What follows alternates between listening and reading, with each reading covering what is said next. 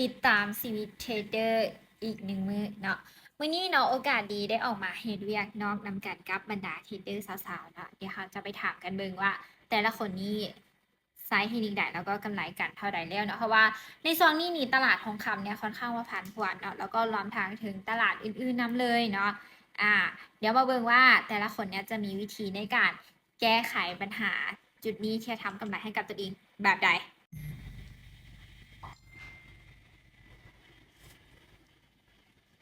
เขาเจ้ากำลังเฮ็ดเวียกอยู่เนาะเขากำลังเฮ็ดเวียกอยู่ โอเค เดี๋ยวคนแรกก่อนเลย สวัสดี สวัสดีโอ้แนะนำตัวเด็กแน่ชื่อแอนนาเด้อมื้อนี้เทรดเป็นจังไดกำไรบ่โอ้กำไรวันนี้มีอยู่ประมาณ50 เหรียญเนาะ50เหรียญแม่นขนาดว่าราคาผันผวนนี่ก็เอาอยู่เลยเนาะกำไรงามๆเลยไซส์เทคนิคใดแนะนำตอนนี้ ปัจจุบันน้อยนะไส้เป็นเทคนิคแนวทำแนวต้านในการวิเคราะห์เด้ออืมเนาะก็คือว่าเบิ่งความสำคัญจากดีมานด์แล้วก็ซัพพลายแม่นบ่ แม่นสวัสดี โดยสบายดี แนะนำตัวเองแน่ ซื้อซันดี้เด้อ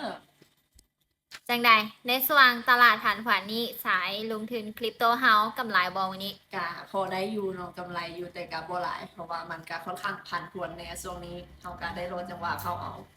โปรฟิตเท่าไหร่แล้ววันนี้ มื้อนี้อยู่ที่50 50เหรียญเนาะใส่ให้นี่ได้เอาชนะตลาดฐานขวานนี้ได้ มื้อนี้สังเกตเทรนตลาดกับวิเคราะห์แห่งเขียนเป็นหลักอันนี้ ก็คือเทรนตลาดบวกกับ แม่นๆ อินดิเคเตอร์แล้วก็แห่งซื้อแห่งขายเนาะ อ่า สำหรับเพลงนี้นี่มีความสำคัญคือเท่าไหร่คือว่าเลือกไส้ สำหรับเทคนิคตัวนี้นี่สำหรับเทคนิคแห่งเขียนเนาะเราสามารถวิเคราะห์แห่งซื้อแห่งขายในแห่งเขียนได้เนาะเป็นเปอร์เซ็นต์ได้อัตราในการที่มันจะปิดออเดอร์เป็นซื้อเป็นขายนี่ก็มันก็ถ้าเทียบอัตราวิเลขก็อยู่ที่ประมาณ 75-80%สำหรับตัวนี้เนาะ ก็คือเข้าใจตลาดกับไซส์เทคนิคได้กับบวกกับเน้นจังหวะกับกำไรงามๆเนาะ แม่น เอาชนะตลาดทันผวนได้อยู่แล้วเนาะ แม่นเราก็ต้องอาศัยการฝึกฝนแล้วก็ความคุ้นเคยนะ โอเคเนาะบรรยากาศเทรดเดอร์ของเขามีแต่คนงามๆเด้อสวัสดีคนงา ส ม วัสดี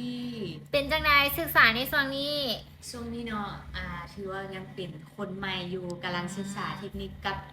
สาวๆอยู่เนาะว่าใช้เทคนิคใดจะเห็นผลแล้วก็จะโบชีวิตจะได้โบให้ขาดทุนหลายเนาะจะสามารถต่อยอดได้กำลังศึกษาเทคนิคอยู่เด้อ โอเคเนาะในน้ำที่ว่ามีประสบการณ์มาก่อนเนาะอยากแนะนำคนสวยก็คือ เวลาในช่วงที่ลงทุนเนาะบวกกับเศรษฐกิจช่วงนี้นี่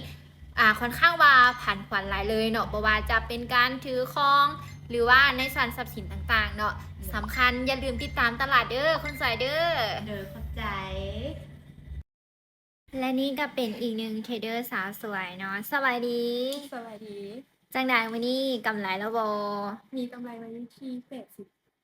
80เหรียญเนาะถึกเก็บเท่าไหร่ เศรษฐกิจอยู่ที่2 ล้าน โอ้2 ล้านปลายน้อยหนึ่งเนาะถือว่าเป็นอีกคนหนึ่งเลยเนาะที่ว่าเก่งขนาดเนาะเพราะว่าในส่วนนี้เนาะตลาดก็ค่อนข้างว่าผันผวนเนาะบวกกับเศรษฐกิจโลกแน่เนาะบวกกับเศรษฐกิจบ้านเมืองเฮาแน่เนาะมีเทคนิคดีๆแนวใดเนาะที่หาเงินได้แบบเอาชนะตลาดทุกครั้งได้แบบนี้ สำหรับเราเนาะก็คือจะเบิ่งตามเปอร์เซ็นต์แห่งซื้อแห่งขายแล้วก็ในจุดที่ว่าผ่านทางผ่านตานกว่าขนาด ให้ซื้อให้ขายเนาะ เข้าตามจุดเก่าเลย ค่าตามจุดเก่าของตลาดเนาะแล้วถ้าว่ามีมือใหม่อยากจะศึกษานี้สำหรับเทคนิคนี้นี่แนะนำบ่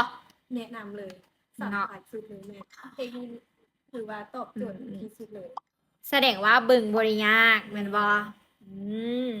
โอเคเนาะถือว่าเป็นแนวทางที่ดีหลายเลยเนาะ